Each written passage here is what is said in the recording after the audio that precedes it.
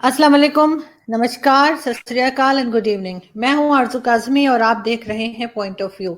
आज जी सबसे पहले हम अपने गेस्ट को आपसे तारुफ करवा दें। हमें इंडिया से ज्वाइन किया है सीनियर जर्नलिस्ट अशोक वाकड़े साहब ने, और बहुत शुक्रिया सर कि आपने ज्वाइन किया। Thank you so much.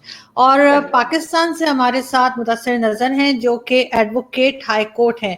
बहुत शुक्रिया मुदस्सिर कि आप भी आए यहाँ पे। Thank you. सबसे पहले अशोक सर आपकी तरफ चलूंगी और आपसे ये पूछना है कि जो आज सिचुएशन आजकल आप देख रहे हैं कोविड के बाद की, इंडिया में भी और पाकिस्तान में भी, तो क्या लग रहा है आपको कि कुछ पॉलिटिक्स में चेंजेस आए हैं, लोग जरा पॉजिटिव सोचने लगे हैं, जो हमने पहले कभी नहीं सुना कि जी पिछली बातें भूल जाओ, ये सब कुछ इस तरह के जो डायलॉग हम लोग कहते हैं वो हमने कभी नहीं सुने, लेकिन अब लोग उस तरफ चल पड़े हैं। तो आपको लग रहा है कि कोई ऐसी ऐसी जगह आप या ऐसी सिचुएशन आप समझते हैं कि जहां पे इंडिया पाकिस्तान बैठ के बात कर सकते हैं बगैर किसी किस्म के क्लैश के?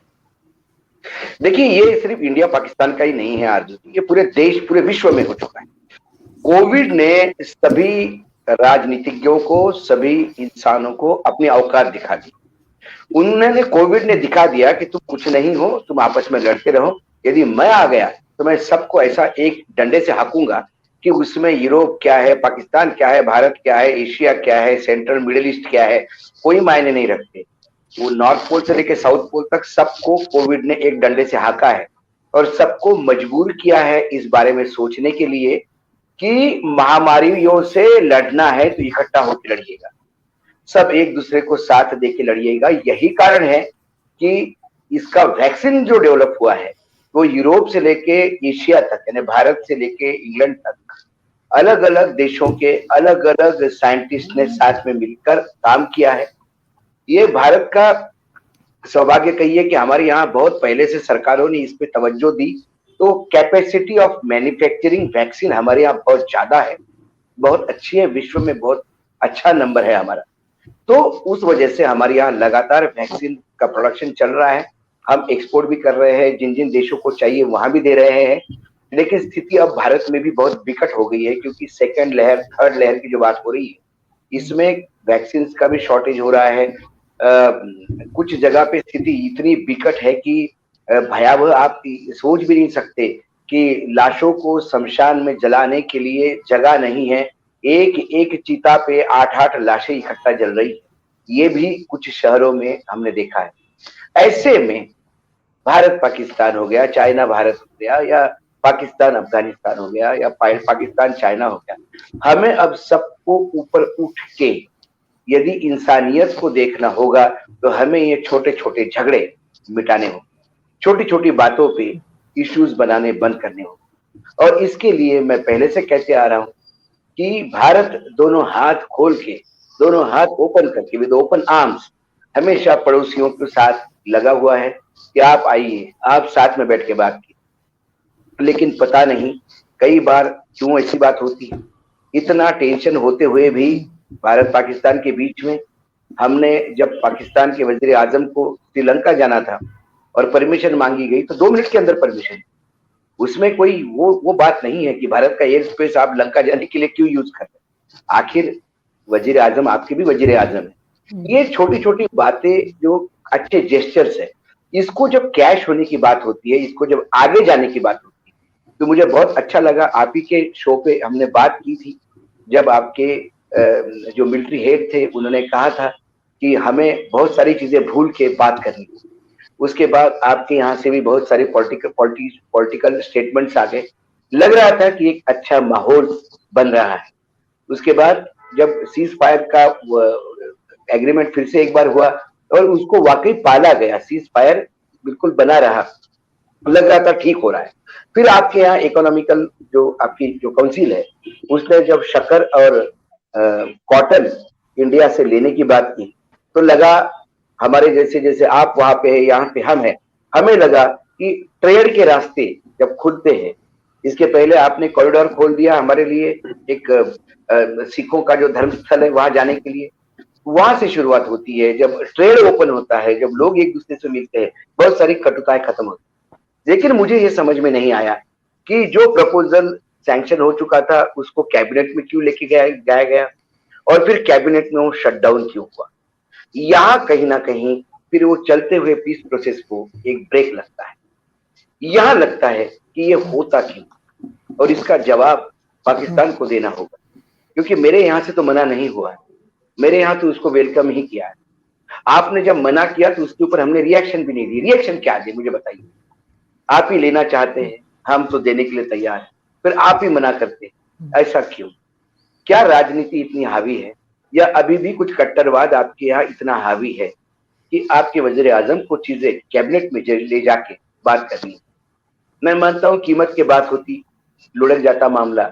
व्यापारी है, जब आपको कीमतें समझ में नहीं आई तो आपने लेने से इनकार कर दिया, ये बात भी समझ में आती। लेकिन आपने हाँ कहना, हम तैयार होना और उसके बाद विड्रॉ होना, कहीं ना कहीं लगता है कुछ लोग हैं कि जिनका वेस्टेड इंटरेस्ट है भारत पाकिस्तान के शांति की वार्ता जो है, जो पीस प्रोसेस है, इसको बार बार डिरेल करने में उनका निजी स्वार्थ है, जिसके वजह से वो दोनों देशों के लोगों को, दोनों देशों की इकोनॉमी को, दोनों देशों के आर्मी को शहादत के लिए मजबूर करते हैं। ये मेरा जो पहला टेक है इस पे ये हो सकता है। बिल्कुल, बिल्कुल आप ठीक कह रहे हैं। यहाँ पे बहुत लोगों का यही मानना है कि कहीं न कहीं कोई थर्ड पावर है जो इस तरह की जो प्रोसेस होते हैं उनको रोकती है, चाहे वो पाकिस्तान में हो, स्पेशली पाकिस्तान से ही। मुदस्सिर, आप क्या कहेंगे? आपने अशोक साहब की बात सुनी, आपको लगता है कि कहीं न कहीं कोई डीप स्टेट है, कोई थर्ड पावर है जो इस चीज़ को रोकती है? और साथ ही आपके लिए क्वेश्चन और है कि आप समझते हैं कि बगैर किसी शर्त के, बगैर किसी भी किस्म की कोई कंडीशन लगाए बगैर पाकिस्तान को भारत से बात करनी चाहिए? मेरे ख्याल से कि इंडिया और पाकिस्तान को एक चीज ये रियलाइज करनी पड़ेगी कि हमें एक कलैमिटी ही क्यों एक टेबल पे लेके आती है। लाइक अब जिस तरह कोविड की सिचुएशन हुई है, दोनों कंट्रीज की इस टाइम इकोनॉमिकली कोई इतनी प्रॉमिसिंग सिचुएशन नहीं है और एजुकेशन वाइज भी नहीं है। तो हमें ये देखना है कि कोई हमें जब तक कोई एक थर्ड म्यूचुअल एनिमी नहीं मिल जाता तब तक हम लोग एक पेज पे नहीं आते। तो इस चीज को हमें एड्रेस करने की जरूरत है कि हम कि विदाउट अफेरेंस भी, विदाउट एनी एक्सटर्नल इंटरवेंशन भी अपने मामलात खुद कर सकते हैं। हमने जितनी कंसिस्टेंसी से एक दूसरे के साथ दुश्मनी की है, सॉरी टू से कि ये हमने जितनी कंसिस्टेंसी के साथ दुश्मनी की, अगर उतनी ही कंसिस्टेंसी के साथ कॉन्फिडेंस बिल्डिंग मेजर्स भी लिए होते तो हम कहीं ना कहीं जरूर पहुंच चुके होते।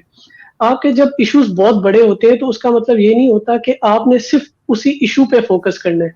आप ये भी कर सकते हैं कि साथ में ऐसे छोटे कंक्रीट और कंसिस्टेंट कॉन्फिडेंस बिल्डिंग मेजर्स लें कि वो आपके जो इश्यूज हैं उनको ओवर आर्च कर दें। तो एक पॉइंट आता है कि आप उनकी बेसिस पे अपने इश्यूज रिजॉल्व कर लेते हैं। ऐसा नहीं हो सकता कि आप ये कहें कि जी नहीं, हम पहले तो ये इशू सॉल्व करेंगे, बाद में हम पॉजिटिविटी देखेंगे। नहीं, आप पॉजिटिविटी को कभी भी नेगेटिविटी के कॉन्टेक्स्ट में नहीं देख सकते। आप नेगेटिविटी को पॉजिटिविटी के कॉन्टेक्स्ट में सॉल्व कर सकते हैं। तो यहाँ पे हमें जरा आप एक दूसरे को, हम दोनों को एडजस्ट करने की जरूरत है। We need to adjust ourselves accordingly. और फिर रही बात ये जो अभी शुगर वाला हुआ था, इसमें देखिए जो काउंसिल है उसने तो अपनी रिकमेंडेशन ही होती है, जो फाइनल अप्रूवल होती है वो लीगली कैबिनेट ही देती है। अब उसमें क्या एक ऐसे कंपेलिंग एलिमेंट्स आ गए थे। एक चीज तो बड़ी प्रॉमिसिंग है कि देखिए अगर आर्मी चीफ की तरफ से एक बड़ा एक पॉजिटिव बयान आया तो that means it is going to stay there, क्योंकि ये एक इस्टेब्लिशमेंट का एटीट्यूड रिफ्लेक्ट करता है। तो we should look at the bigger picture कि ठीक है एक ये प्रॉब्लम हुआ ये शुगर से रिलेटेड, लेकिन इससे अगेन वही बात कि इससे हमारी कंसिस्टेंसी अफेक्ट ना हो, एक दूसरे की तरफ पॉजिटिविटी शो करने वाली। लार्जर पिक्चर में यही देखा जाए कि इट इज टाइम कि जब एस्टैब्लिशमेंट की भी एटीट्यूड ऐसा दिखाई दे रहा है कि they are willing for positive attitude towards India. और जैसे अभी हमने देखा कि इंडिया की तरफ से भी एकदम से कोई नेगेटिव बयान नहीं आया जब ये शुगर का सारा हुआ। पहले ट्रेड हम ऑन कर रहे थे, पेंडिंग कर रहे थे, और फिर कुछ इंटरनल हमारे पॉलिटिकल प्रेशर्स भी हैं। वो भी आई थिंक क्योंकि पीटीआई एज अ पार्टी जो है गवर्नमेंट में, ये कोई इतनी प्रॉमिसिंग सिचुएशन नहीं रही इसकी अभी, तो शायद वो एक कोई ऐसा कोई मेजर पॉइंट कैश करना चाह रहे हो to make their space in the eyes of public. But again I think largely एक जो है एक पॉजिटिव एटीट्यूड हो रहा है इंडिया की तरफ, और इंडिया की तरफ से भी एक जो उधर से लेटर भी रिसीव हुआ प्राइम मिनिस्टर की तरफ से वेल विशेस का प्राइम मिनिस्टर इमरान खान के लिए। तो आई थिंक ये जो एक मूव चल पड़ी है, although it will take time, but ये ग्रेजुअली इसको कंसिस्टेंटली इसको जारी रखना चाहिए, इसको रोकना नहीं चाहिए। बिल्कुल। और यहाँ पे लोग चाहते भी यही हैं, जो जो आम लोग हैं, जो आम सिटीजन है, वो तो यही चाहते हैं कि अमन हो। अशोक जी, एक चीज मुझे बताइए कि बहुत सारी चीजें ऐसी हैं जो हिंदुस्तान पाकिस्तान को अलग करती हैं, चाहे आप उसको 1947 से काउंट कर लें, 71 की वॉर कर लें, 65 की, अभी तक जो कुछ भी हुआ, जो भी बहुत सारी चीजें, पठानकोट, ये वो, लेकिन कोई ऐसी चीजें हैं जो दोनों को जोड़ती हों, और हम उन चीजों को, जैसे उन्होंने कहा बाजवा साहब ने, कि पिछली बातें भूल जाएं, तो कोई ऐसी पॉजिटिव चीजें हैं जो हम दोनों कंट्रीज को जोड़ती हों आपके ख्याल से? क्यों नहीं जोड़ती? मुझे आप बताइए। अभी मुदस्सिर साहब ने बहुत बड़ी बात कही। उन्होंने कहा कि हमको तीसरी कैलेमिटी क्यों चाहिए इकट्ठा होने के? हम क्यों, कहीं ना कहीं कोई ऐसा क्यों चाहिए होता है कि जब कोई बड़ा संकट आए तो हम एक हो? क्या हम एक नहीं हो सकते? और एक होने के लिए क्या क्या प्रयास नहीं हुए? आपने अभी कहा कि कोई पॉलिटिकल, हो सकता है कि जो पॉलिटिकल पार्टी सत्ता में है वो इतनी मजबूत नहीं, लेकिन आर्मी का उसको साथ है, ये सारी दुनिया जानती। आपके यहाँ आर्मी मेजर रोल प्ले करती है, ये सारी दुनिया जानती। यदि अपोजिशन का प्रेशर हो तो फिर क्या अटल बिहारी वाजपेयी जब बस लेके आए थे तब क्या अपोजिशन का प्रेशर नहीं था? पूरे एक देश में मूवमेंट चला था कि ये पाकिस्तान के सामने सरेंडर हो रहे। तब अटल जी का वो भाषण मुझे पार्लियामेंट का आज भी याद है। उन्होंने कहा कि जब मैं दिल्ली आता हूं ट्रेन से, और जब दिल्ली में मैं एंट्री करता हूं, तो वहां पे जो बड़े बड़े पत्थर है रेलवे ट्रैक के दोनों साइड पे, उसके ऊपर एक विज्ञापन लिखा होता है, एडवर्टाइजमेंट, एक मैच मेकिंग, शादी वाले का विज्ञापन था वो, रिश्ते ही रिश्ते, मिलके तो देखिए। उन्होंने कहा कि मैं हर वक्त दिल्ली में एंट्री करता हूं रेलवे से, मैं वो पढ़ता हूं। तो क्या हम वो अपने जीवन में पाकिस्तान के साथ आत्मसात नहीं कर सकते? अरे रिश्ते ही रिश्ते, मिलके तो देखिए। तो मैं मिलने जा रहा हूं बस लेके, तो इतना बवाल क्यों? और उन्होंने जस्टिफाई किया। बस डिप्लोमेसी के बाद हमारे यहाँ एक बार क्रिकेट डिप्लोमेसी हुई, जयपुर में क्रिकेट मैच भारत पाकिस्तान के बीच में हुआ। उसके बाद ये कहा जाता है कि नरेंद्र मोदी बहुत ही कट्टर है, कट्टर हिंदू है, और उसने आने के बाद तो पाकिस्तान के साथ बिल्कुल ही संबंध खराब होने थे। लेकिन वो पहला प्रधानमंत्री है हमारे देश का जिसने अपने शपथ विधि में अपने पाकिस्तान के पड़ोसी मित्र को भी बुलाया। वो ऐसा पहला प्रधानमंत्री है हमारे यहाँ का जो अनशेड्यूल्ड पाकिस्तान में जाके उतरा है कि चलो मुझे भतीजी की शादी है तो क्यों नहीं जाना। जेस्चर्स कहां नहीं। भारत का प्रधानमंत्री जब मेरे वजीर आजम यदि जाना चाहते हैं यूरोप, तो आपके यहां से एयर स्पेस नहीं मिलता, उसका बदला हमारे यहां नहीं दिया गया। आपके यहां से परमिशन मांगी तो तुरंत दिया गया। हम कहते हैं बार बार हमारा साइज बड़ा है, हम कहते हैं बार बार कि ये एक लाइन खींचने से 1947 में हम अलग नहीं होते। हम भाई हैं, डीएनए एक है। आज भी सैकड़ों हजारों परिवार है जिनके रिलेटिव्स पाकिस्तान में, आज ऐसे सैकड़ों परिवार है पाकिस्तान में जिनके रिलेटिव्स भारत। वो नाता यूं ही नहीं टूटता लाइन खींचने। लेकिन सत्ता के लॉलीपॉप की या सत्ता का मक्खन खाने के लिए जब जब इस देश में राजनीति होती है तो कुछ हमारे यहां, कुछ आपके यहां भारत पाकिस्तान की दुश्मनी बेच के लोग सत्ता में आते हैं, तो फिर दोस्ती का हाथ बढ़ाने में उनको तकलीफ होती। वॉर भी हुए, उसके बाद भी पीस प्रोसेस चला। बस गई तो कारगिल हुआ, फिर भी पीस प्रोसेस चला। हमारे यहां पठानकोट हुआ तो हमने कहा कि हम आरोप नहीं लगाएंगे, आप अपनी टीम भेजिए। मुझे बताइए कौन से देश में ऐसा होता है कि जिससे आपकी दुश्मनी चल रही हो तथाकथित, उसको आप बुलाते हो कि आपकी इन्वेस्टिगेशन टीम भेजिए हमारी। ये सारे मेजर्स इसलिए थे कि एक कॉन्फिडेंस बिल्डिंग हो, दोनों देश के आवाम साथ में। मैं बार बार कहता हूं, आरजू जी आपके शो में भी कहा, भारत पाकिस्तान एक होगा तो 1 और 1 2 नहीं, 1 और 1 11 होगा। वो एक ऐसी ताकत होगी एशिया में कि बड़े से बड़े यूरोपियन देश, विश्व के बड़े देशों को भी भारत पाकिस्तान यदि दोस्ती हो गई, भाई हो गए, तो इनके सामने आने में 3 बार सोचना पड़ेगा, इनके इंटरेस्ट को हर्ट करने में 3 बार सोचना पड़ेगा। लेकिन उनका इंटरेस्ट है, उनको हथियार बेचने हैं, वो नहीं होने देते। और ये हमारे यहाँ तो हम हमेशा कहते हैं हमारे यहाँ चाहे बीजेपी सत्ता में है चाहे कांग्रेस सत्ता में है, पीस प्रोसेस कब रुका ये मुझे बताइए आप। कभी नहीं रुकता। अभी सीज फायर हो गया, सबने वेलकम किया, फरवरी में सीज फायर एग्रीमेंट साइन हुआ, उसके बाद सीज फायर चल रहा है, कितनी अच्छी बात है। क्योंकि मैंने बोला जब सीज फायर वायलेशन होता है, जब फायरिंग होती है, लोग इधर भी मरते हैं, लोग उधर भी मरते हैं, शहादत आपके यहाँ भी होती है, शहादत मेरे यहाँ भी होती है। बॉर्डर के गांव के लोग जो आपकी तरफ है और हमारे तरफ है, उनको पूछो उनकी जिंदगी क्या नरक, और इस सीज फायर के बाद कितनी अच्छी। क्या हम इस पे काम नहीं कर सकते? क्या कोविड का जो टीका डेवलप हुआ है, क्या उसकी टेक्नोलॉजी हम ट्रांसफर नहीं कर सकते? क्या हमारे और आपके यूनिवर्सिटीज में एक्सचेंज प्रोग्राम नहीं हो सकते? क्यों नहीं हो सकते? आज पाकिस्तान की स्थिति, पाकिस्तान छोटा होने के बाद भी बहुत दयनीय है। पाकिस्तान में महंगाई भयानक, एजुकेशन का लेवल क्या है? भारत कम से कम इस बारे में तो बूस्ट कर सकता है कि सिलिकॉन वैली में आज भी भारत राज करता है। यूरोप में सबसे ज्यादा डॉक्टर्स यदि कहीं के हैं तो आपको भारतीय मिलेंगे, कम से कम किस बात पे तो है। तो पाकिस्तान जो मेरा भाई हो, पीछे क्यों हटे? ऐसी क्या कमी है आप में? कोई कमी नहीं है, एक जीन्स है, एक डीएनए है। यदि भारत और पाकिस्तान अलग नहीं होते तो क्या आज हम ये कहते हैं पहले एक बड़ा हिंदुस्तान होता, बड़ा एक प्रदेश होता? तो क्या भारत की अचीवमेंट वो पाकिस्तान की नहीं होती, या पाकिस्तान की अचीवमेंट भारत की नहीं होती? क्यों नहीं इस पे सोचते? क्यों हम कहते कि पॉलिटिकल कंपल्शन था इसलिए हमने शक्कर और कॉटन नहाने नहीं दिया?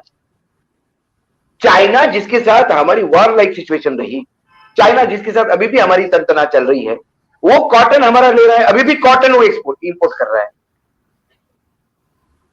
वो अपना हार ये नहीं करते। चाइना की कंपनी में आज भी भारत में काम कर रही है। दोनों देशों में बॉर्डर पे इश्यूज हो सकते हैं, लेकिन व्यापार चल रहा है। वो व्यापार पाकिस्तान के साथ क्यों नहीं हो सकता? ये समझ में नहीं आता।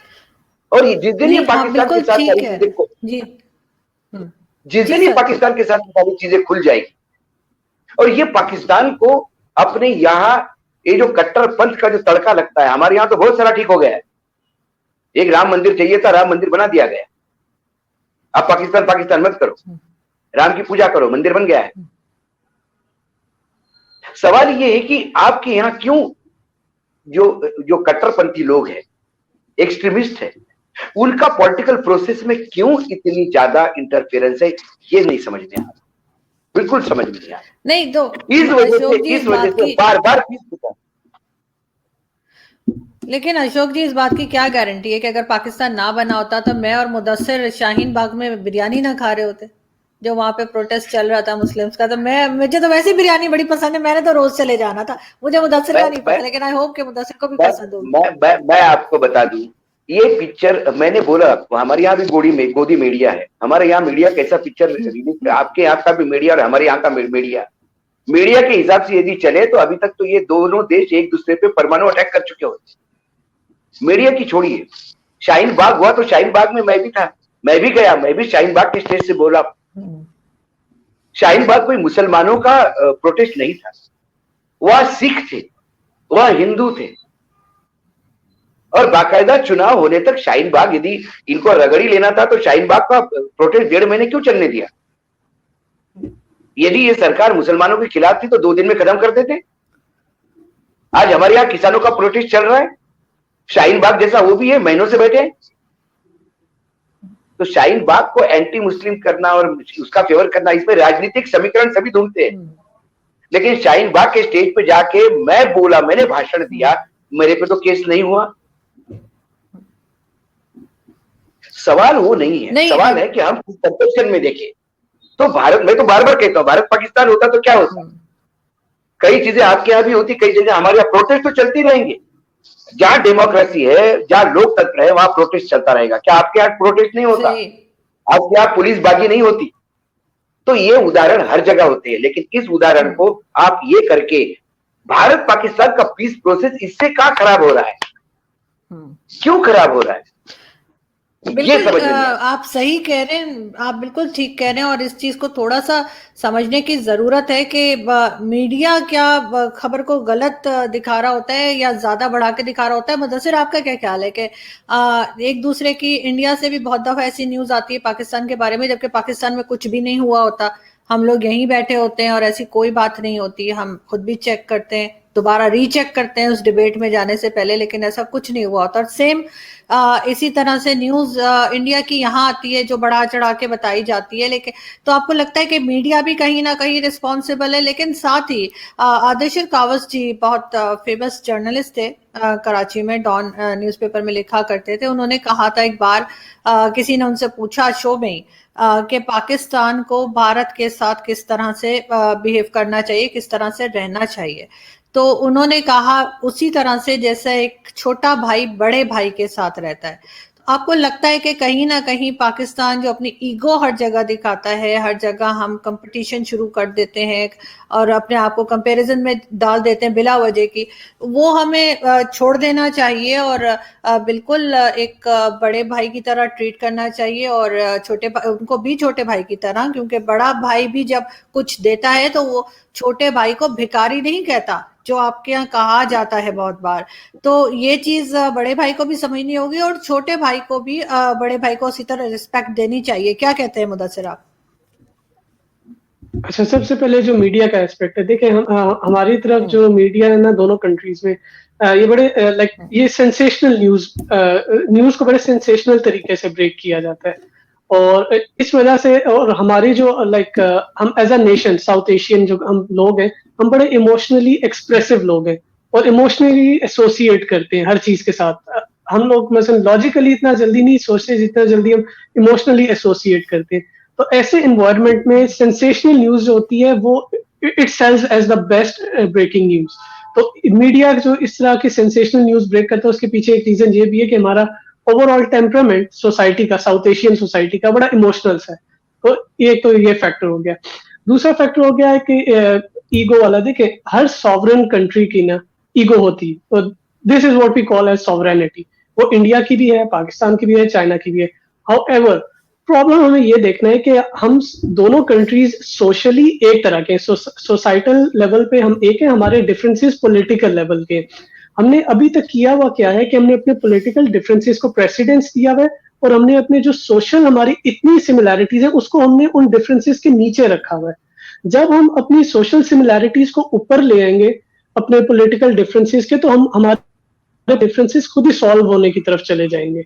तो अभी हमें एक ये करना है कि हमें अपनी सोशल सिमिलैरिटीज जो हमारा हमें लगता है कि हम एक जैसे हैं, हम जब बाहर जाते हैं, मैं हमेशा ये कहता हूँ कि जब हम बाहर जाते हैं इंडियन पाकिस्तानी, तो हमारा एक नेचुरल अलायंस हो रहा होता है, एक नेचुरल फ्रेंडशिप बन रही होती है एक दूसरे के साथ, क्योंकि बात करने में कोई परेशानी नहीं है, एक दूसरे की जबान समझते हैं, एक जैसे लगते हैं। आपको अगर कोई अप्रोच करेगा कोई गोरा, तो वो आपसे यही पूछेगा कि भाई आप इंडियन है, आप पाकिस्तानी होंगे, वो आपसे इंडियन पूछोगा, आप इंडियन होंगे, पूछेंगे आप पाकिस्तानी है। तो आप में काफी सिमिलैरिटीज हैं हम दोनों कंट्रीज में। हमें पॉलिटिकल डिफरेंसेस सॉल्व करने। अब अगर हम देखें इंसिडेंट्स इंडिया में भी हुए हैं, जिस तरह इन्होंने रेफरेंसेस दिए, इंसिडेंट हमारी तरफ भी बहुत हुए। हमारी तरफ सबसे बड़ा incident 1971, although one cannot rule out the negligence on part of our government at that time as well, but again her level के इंसिडेंट्स हुए, लोकल रीजनल डिजास्टर्स तरह के जो हुए। हमें सिर्फ ये करना है कि हमने अपने आप को एक दूसरे को फर्दर डिजास्टर्स से बचाना है। देखिए या तो यूरोप को कंबाइन किया वर्ल्ड वॉर 2 ने, क्या यूरोप के पास उससे पहले वो कैपेबिलिटी नहीं थी एक साथ होने की, यूनाइट होने की थी, लेकिन उनको हादसे ने यूनाइट किया। तो मेरा ये पॉइंट होता है कि हम क्यों हादसा देख रहे हैं, हम क्यों चाहते हैं कि कोई उस तरह का हादसा हो तो हमारी यूनिटी स्टैब्लिश हो। आपकी यूनिटी का मतलब ये नहीं है कि आप बॉर्डर एक तरह कर दें। भाई देखिए आज भी जर्मनी और फ्रांस ने अपनी आइडेंटिटी सेपरेट है उनकी, but they are part of European Union. मतलब उनकी ट्रेड चल रही है, उनके फ्रीडम्स है, फ्रीडम ऑफ मूवमेंट है उधर, freedom of capital, persons, goods, everything, services. इसी तरह के फ्रीडम्स हम यहाँ भी कर सकते हैं। आप एकदम से सारे सही है, जैसे अभी हमारे पॉलिटिकल डिफरेंसेस हैं, हम एकदम से सारी चीजें नहीं ओपन कर सकते, बट ग्रेजुअली की जा सकती है। और जो चीज एक दफा स्टार्ट हो जाए उस पर कॉम्प्रोमाइज ना किया जाए। जिस तरह हमारी तरफ से जब यहाँ से हमारी इंडस्ट्री से लोग उठ के उधर जाके परफॉर्म कर रहे थे बॉलीवुड में, तो एक बड़ा एक एनवायरनमेंट, कोऑपरेटिव एनवायरनमेंट, बड़ा भाईचारे वाला, क्योंकि वो सारा मीडिया दिखा रहा था। और चूंकि वहां के जो बॉलीवुड है उसकी बहुत बड़ी ऑडियंस है पाकिस्तान में, तो एक बहुत बड़ा एक इम्प्लाइडली एक मैसेज जा रहा था पीस का और फ्रेंडशिप का दोनों कंट्रीज में।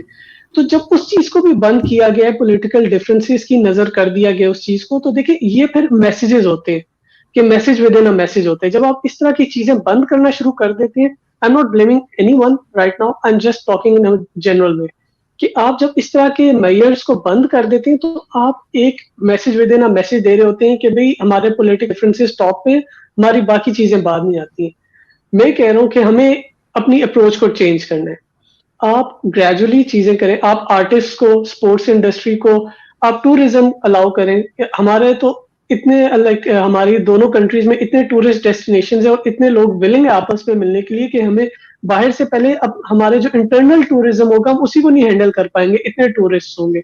और अगर आपको उसमें सिक्योरिटी चाहिए तो आप अभी ग्रेजुएट्स को अलाउ कर दें, एक लाइक वीजा, एक पर्टिकुलर वीजा रिलैक्सेशन दे दें। रिनाउंड यूनिवर्सिटीज के ग्रेजुएट्स हैं उनको अलाउ कर दें, जो आपके रिनाउंड सोशल मीडिया, जो ये सोशल मीडिया स्टार्स हैं उनको अलाउ कर दें, ताकि लोगों में प्रोजेक्शन हो कि one country, like people of that country are like people of our country. जो भी हमारे डिफरेंसेस हैं वो सॉल्व हो सकते हैं, but at the end of the day we are like each other. हमें एक दुश्मनी के माइंडसेट से निकलना है।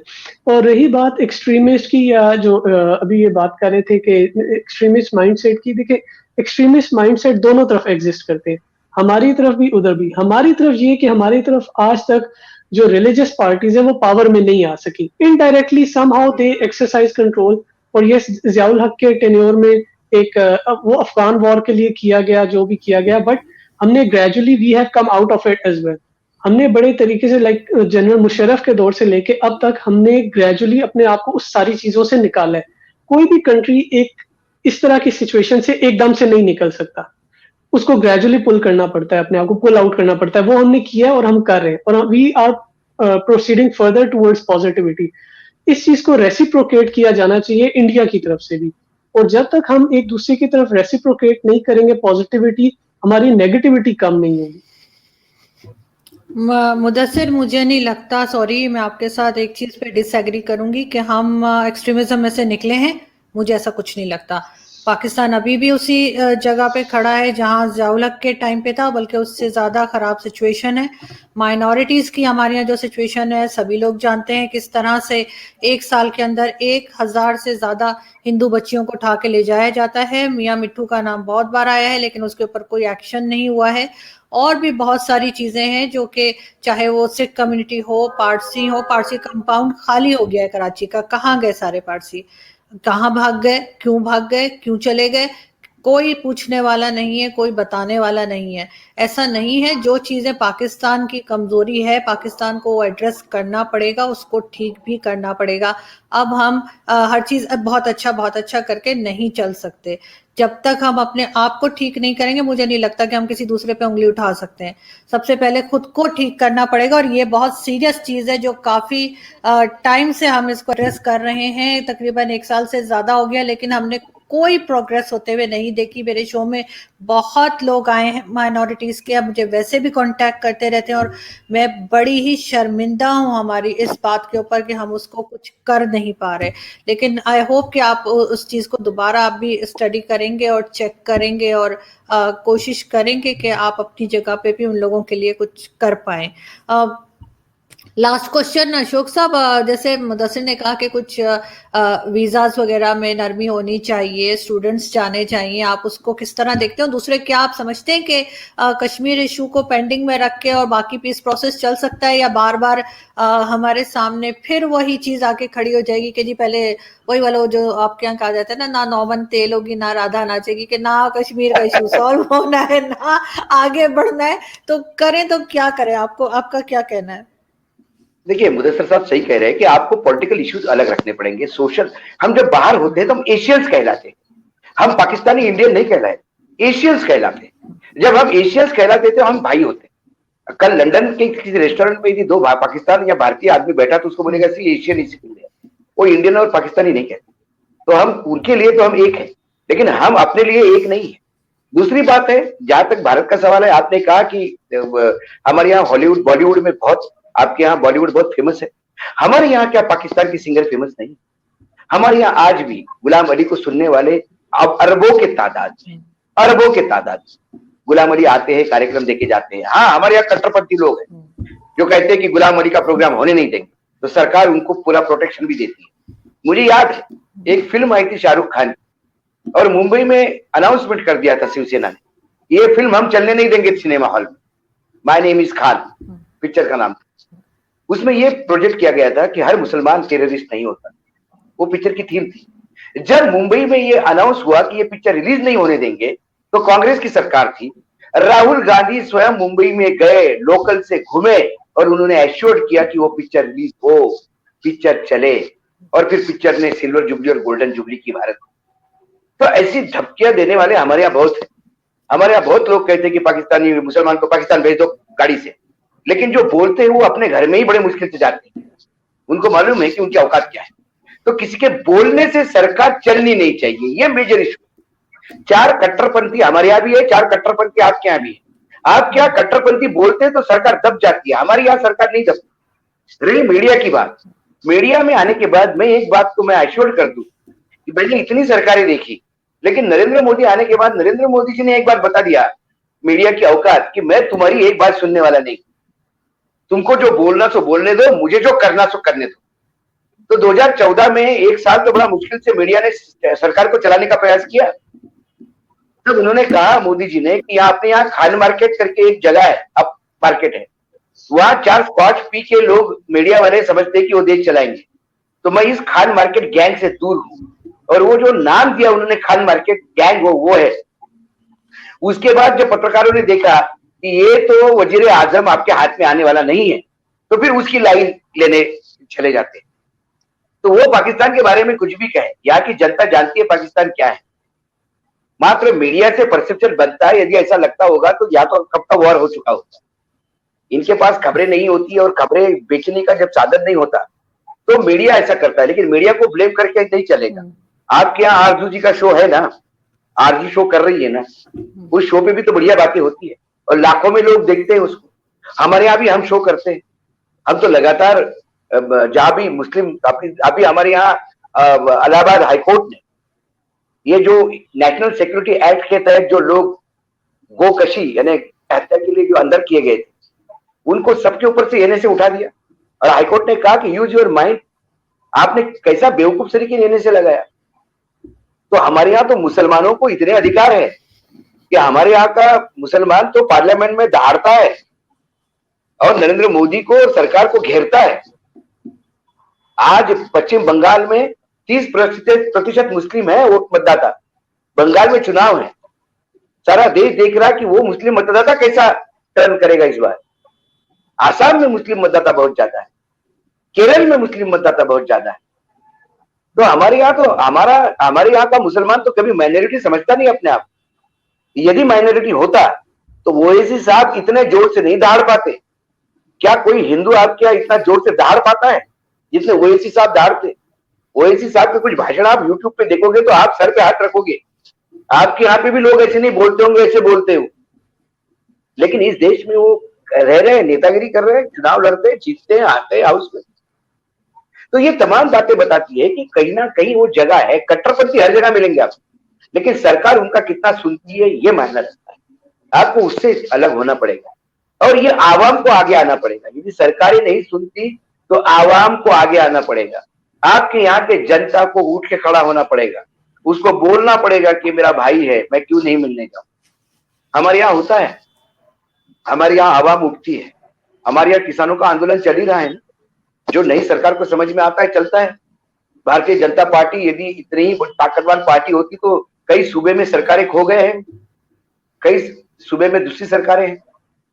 हमारे यहाँ लगातार लड़ाई चलती है और राजनीतिक लड़ाई है, उससे देश का नुकसान मत कीजिए। यदि यहाँ से शक्कर जाती कुछ जाता, आपके यहाँ से मेरे यहाँ प्याज आता, तो क्या मेरे बिरयानी का स्वाद खत्म हो जाता या मेरे शक्कर जाने से आपकी मिठास कम हो जाती? इसको ये गेट ओपन होना जरूरी है। व्यापार से चीजें शुरू हो जाती। मैं बार बार कहता हूं, आप एंशिएंट सिविलाइजेशन भी देखिए।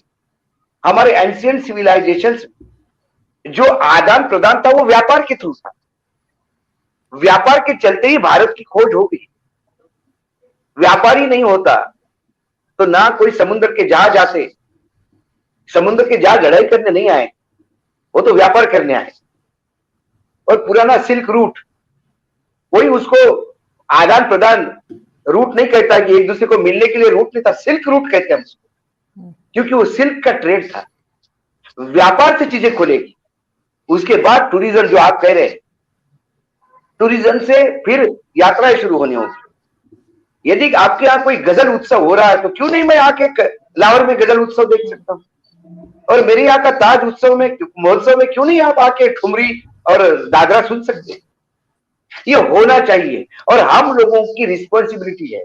हम मीडिया को गलत कह के, जो सुधरने वाला नहीं है, हाथी रास्ते पे चलता है साहब, कुत्ते भौंकते हैं। जब आप कार लेके निकलोगे तो कुत्ते पीछे लग जाते हैं। आप हर जगह यदि कार रोक के कुत्ते को भगाने लगोगे तो कभी डेस्टिनेशन पे नहीं पहुंचोगे। बहुत हार्ड वर्ड यूज कर रहा हूं मैं उस फैटर्निटी का हूं। हाथी चलता है, कुत्ते भौंकते हैं। सरकार को अपने देश के लिए चलना चाहिए, अपने देश के लिए अच्छा क्या है बुरा क्या है इसके लिए चलना चाहिए। और जब ऐसी सरकारें चलेगी तब उसके बाद भारत पाकिस्तान की भी लड़ाई नहीं, फिर यूरोप के कई कंपनियों की तकलीफ होगी कि हमारे आर्म्स बेचे तो किसको बेचे, क्योंकि ये तो लड़ ही नहीं रहे, ये नहीं लड़ेंगे तो हमारी दुकानें नहीं चलेंगी। बिल्कुल सर, सिर्फ यूरोपियंस नहीं, मुदस्सिर आपको लगता है कि कुछ यहाँ पे भी कुछ ऐसे फैक्टर्स हैं, नहीं कुछ मुल्क के अंदर भी कुछ फैक्टर्स हैं मुदस्सिर, जो ये चाहते हैं कि इंडिया पाकिस्तान में सुलह ना हो, अमन से ना रहें और LOC पे वायलेशंस होती रहें, कुछ ना कुछ डेड बॉडीज गिरती रहें, चाहे कहीं की भी हो। वो तो टीवी पे देख रहे हैं, उन्हें तो कोई फर्क पड़ता नहीं है, टीवी पे कुछ भी आ रहा हो। तो आप क्या समझते हैं कि कुछ ना कुछ यहाँ पे भी कुछ ऐसे लोग हैं जो नहीं चाहते कि भारत के साथ टर्म्स बेहतर हो? देखिए, हार्ड लाइनर्स तो हैं, वो हमारे इस एंड पे भी हैं, दूसरे एंड पे भी हैं। और फिर देखिए, एक हिस्ट्री भी रही है कश्मीर की वजह से, वहां से तो बाकायदा चले रेगुलर आर्मी इन्वॉल्व थी, हमारी तरफ से मुजाहिदीन की भी सपोर्ट रही है। तो हार्ड लाइनर्स तो रहे हैं दोनों एंड पे। पॉइंट अब ये है कि हम जिस पॉइंट पे हैं अब, हमारा ये कि या तो हम वही हार्ड लाइनिंग कंटिन्यू कर सकते हैं दोनों कंट्रीज। देखिए, ये गलत होगा हम कहें कि जी पाकिस्तान बिल्कुल कुछ नहीं किया, सब कुछ इंडिया ने किया है, या कहें कि जी इंडिया ने कुछ नहीं किया, सब कुछ पाकिस्तान ने किया है। We both have tried our best to beat down each other, but हमें अब उस चीज को रीथिंक करना है। द रीजन बीइंग कि आप इस तरह देखिए, इतनी 3 जनरेशन हो चुकी हैं कि वो सिर्फ फाइटिंग में ही गई हैं। आपने आगे क्या देना है? अब जैसा इन्होंने बात की कि हम दोनों कंट्रीज एक बहुत बड़े असले के हम खरीदार हैं दोनों कंट्रीज, तो ऑब्वियसली एक्सटर्नल स्टेक्स हैं, हमारे जो स्टेक होल्डर्स हैं, जो हमारी वॉर लाइक सिचुएशन के स्टेक होल्डर्स हैं, वो एक्सटर्नल है। तो उनको तो एक होगा, उनको तो ये तकलीफ पहुंचेगी कि भाई ये दोनों कंट्रीज जो है, इनकी जो वॉर की प्रोबेबिलिटी है वो कम हो गई है। तो जब वॉर की प्रोबेबिलिटी कम हो जाएगी तो ऑब्वियसली आर्म्स सेल पे भी इफेक्ट पड़ेगा, और वही जो रेवेन्यू है वो कहीं और डायरेक्ट होगा, रीडायरेक्ट होगा। तो हमें इसीलिए हमें अपनी जो सोशल जो है हमारी सिमिलैरिटीज है, उनको हमें लेके चलना है आगे। और जैसा अभी ये था कि हार्ड लाइनिंग जो एलिमेंट्स थे वो इस तरह भी वो एड्रेस हो जाएंगे कि हमारी जो बाकायदा आर्मी चीफ की तरफ से बयान आ चुका है बड़ा पॉजिटिव है। तो ये बेसिकली इसको इस तरह देखा जाना चाहिए कि अब ये डायरेक्शन सेट हो रही है इस्टेब्लिशमेंट की भी, कि ये हमने इस चीज को अब पॉजिटिवली एड्रेस करना है। तो जो हार्ड लाइनिंग एलिमेंट्स हैं वो खुद ही देखिए, वो अपने ओन पे तो स्टैंड कर नहीं सकते हार्ड लाइनर्स जो है। तो अब चूंकि हमारी establishment is taking a positive attitude towards India, और इंडिया की तरफ से अगर वो रेसिप्रोकेट होता है, और होता भी रहा है, पास्ट में होती रही, हम लोगों ने अटेम्प्ट्स करते रहे। हाउएवर अब पॉइंट ये कि हमें उन अटेम्प्ट्स को गिव अप नहीं करना पास्ट की तरह, हमने उनको कंसिस्टेंट रखना है। और अगेन वही जैसा मैंने शुरू में बात की थी, हमने इतनी कंसिस्टेंसी से एक दूसरे के साथ दुश्मनी की है, उतनी कंसिस्टेंसी से अगर हम दोस्ती की तरफ, अगर हम पीस की तरफ भी चले, उसकी हाफ कंसिस्टेंसी भी दिखा दे, तो हमारे जो पॉलिटिकल डिफरेंसेस हैं, हम ऐसी पोजीशन पे पहुंच जाएंगे कि हम अपने डिफरेंसेस को उस तरह सॉल्व कर लेंगे कि जो दोनों साइड्स को एक्सेप्टेबल हो। आप जब भी आपका वॉर लाइक माइंड होता है, जब भी गुस्से में आपको सोल्यूशन नहीं कभी दिखाई देते, सोल्यूशन जो है वो गुस्से में कभी नहीं आते, गुस्से में हमेशा डैमेज होता है। तो वॉर लाइक माइंड सेट में हमेशा डैमेज की थॉट्स आती है कि how to inflict damage on the other side. जब तक वो माइंड सेट चूंकि चेंज हो रहा है, वी हैव सीन के भी एक हमारी तरफ से एक पॉजिटिव जेस्चर किया है एस्टैब्लिशमेंट का, तो अब ये चीज एड्रेस होगी, हमारे हार्ड लाइनर्स खुद ही बैक डाउन होंगे। वो एलिमिनेट तो एकदम से ओवरनाइट नहीं होंगे, बट वो एक उनकी हकीकत कम होना शुरू हो जाएगी। तो we need to see this, और हमें इस चीज को आगे लेके चलना है, कंसिस्टेंटली लेके चलना है, और हमें एक दूसरे के साथ टूरिज्म जरूर ओपन करना चाहिए, एक एजुकेशनल एक्सचेंजेस जरूर ओपन होने चाहिए, हमारे जो स्टूडेंट्स एक्सचेंज होने चाहिए वो होने चाहिए, हमारी यूनिवर्सिटीज के जो मेजर यूनिवर्सिटीज है, इधर पंजाब यूनिवर्सिटी होगी, उधर दिल्ली यूनिवर्सिटी होगी, कराची की हो गई, उधर बॉम्बे हो गई, इनके आपस में आप एक्सचेंजेस एस्टेब्लिश कर दें ऑफिशियल लेवल पे, वो स्टूडेंट्स खुद ही, उनके वो जो स्टूडेंट्स हैं वो ही आपके एम्बेसडर्स ऑफ पीस बन जाएंगे। तो at least start with this, because student से तो ना आपको खतरा है ना हमें खतरा है, ना हमें इंडियन स्टूडेंट से कोई खतरा है ना इंडिया को पाकिस्तानी स्टूडेंट से कोई खतरा है। Let students and artist be the ambassadors of peace and sportsman. तो बाकी की चीज, उसी चीज को फिर आगे मल्टीप्लाई करें, आगे खुद ही हमें रास्ते भी गिन निकल लो भाई, हम भी हैं, जर्नलिस्ट को भी गिन लें। Absolutely absolutely. मैं इस बात को बिल्कुल मानता हूँ मुजफ्फर भाई, बहुत बढ़िया आपने सजेशन दिया है, ये होना चाहिए। मैं तो आज भी कहता हूँ, मैं कोई सरकार में कोई ओहदे पे नहीं हूँ, लेकिन मैं मेरे देश को जानता हूँ, मेरे सरकार को जानता हूँ बहुत अच्छी तरह। मैं आज भी कहता हूँ कि मेरे यहाँ से आज भी कपड़ा कॉटन आपके लिए हाजिर है, मेरे लिए आज भी शक्कर एक ऐसी मिठास लेके आएगी जिसमें दोनों देशों के बीच में जो कड़वाहट है वो खत्म हो जाए। आज भी आपके यहाँ सरकार रीथिंक कर सकती है, क्यों नहीं इस व्यापार को, क्योंकि अभी लेटेस्ट यही हुआ है, यही हुआ है। यदि फिर से शक्कर और कॉटन चला जाए तो इससे बढ़िया काम नहीं है। अरे चाइना को देने के बजाय मैं आपको दूंगा। चाइना मेरा डीएनए नहीं है, मेरा डीएनए पाकिस्तान है, मेरा भाई पाकिस्तान। नहीं, आप बिल्कुल ठीक कह रहे हैं, और हम उम्मीद करते हैं कि इसी तरीके से हो जैसे आपने और मुदस्सिर साहब ने कहा है कि स्टूडेंट्स जाएं और आर्टिस्ट जाएं और जर्नलिस्ट जाएं और वहां से लोग आएं, और जो टूरिज्म है वो ओपन हो, और पोस्टल सर्विस सर ओपन करा दें। मुझे बिंदी चाहिए और वो MDH के मसाले भी चाहिए सर, वो मुझे भेजिएगा प्लीज।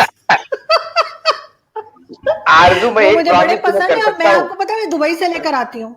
हाँ, मैं तुम्हें बता दूं, यदि मैं मेरे खुद के बनाए हुए मसाले में तुम्हें भेजूंगा तो MDH भूल जाओ। मैं बहुत अच्छा खाना बना लेता हूँ। और सर देगी मिर्च मुझे याद से भेजिएगा, देगी लाल मिर्च मुझे याद से भेजिएगा। मेरे सालन का रंग ऐसा अजीब सा हो जाता है, मैं फिर उसमें देगी मिर्च डालती हूँ तो ठीक हो जाता है, तो मुझे वो जरूर याद से भेजिएगा। और मुझे बिंदी चाहिए, जो मुझे यहाँ पे ज्यादा वैरायटी नहीं मिल रही। मैं आपको बिंदी की बिल्कुल जितनी चाहिए बिंदियां दे दूंगा, सब कुछ कर दूंगा। सर बस एक डोंट बार वरी, मेरे पास आपका व्हाट्सएप नंबर है। कोई सर नहीं, मैं लिस्ट भेजने वाली हूँ, बी रेडी। अरे स्वागत है। मैं वो चीजें आप तक पहुंच जाए इसकी व्यवस्था करता हूँ। थैंक यू सो मच आप दोनों का कि आप लोग आए, बहुत अच्छा लगा बात करके, और आई होप कि हम बहुत जल्दी ही अच्छा होते देखें, और दोनों जगह पे जो है वो इसी तरह से लोग मिलें जुलें और आए जाएं, और सब कुछ अच्छा हो। Thank you so much Mudassir, thank you so much Ashok साहब, thank you. Thank you. Thank you.